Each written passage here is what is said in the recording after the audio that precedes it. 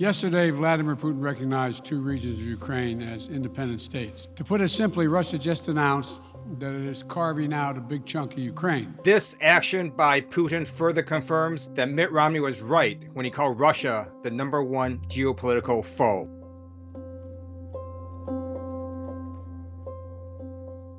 What you saw in Putin's speech today is a revisionist history, and he is not only saying that these regions should fall under Russian control, he's basically saying the entire Soviet Union should not have collapsed. Today, President Putin has torn the Minsk agreement to shreds. We do not believe he will stop at that. The objective is to bring about the collapse of the Zelensky government, and they want to do that by choking the Ukrainian economy like a boa constrictor that's wrapped around the country. This has nothing to do with NATO expansion.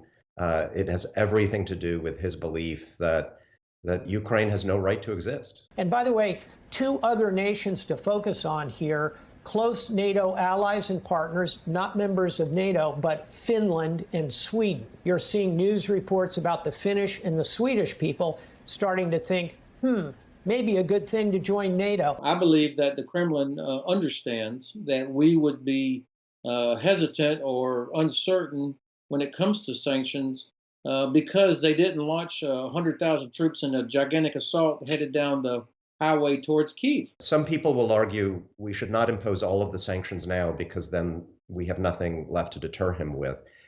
I'm not sure if he's in a rational frame of mind.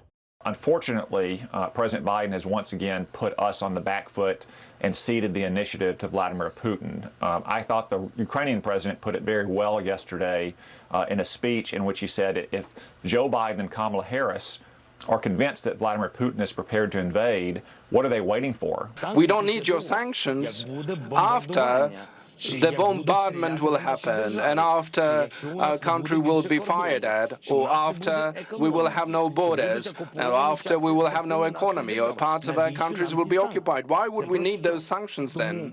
I wish that our first response last night coming out of the blocks had been something a little bit more robust than just putting sanctions on these characters from the two breakaway republics. I think that we need to continue to increase the delivery of things like Javelin, counterfire radar, and so on. This should look like the Berlin airlift. But unfortunately, it looks like the president is simply going to wait until Russia decides to go for the jugular in Ukraine and then probably announce half measures that will not have that kind of effect on Vladimir Putin.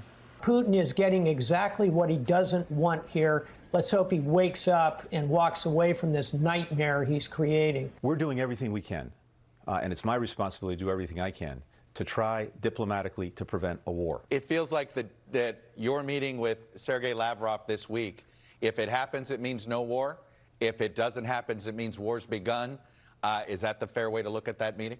That's a pretty good summary, Chuck. So right now, that meeting's on. Right now, that meeting's on. Okay. Stay tuned over the next few days.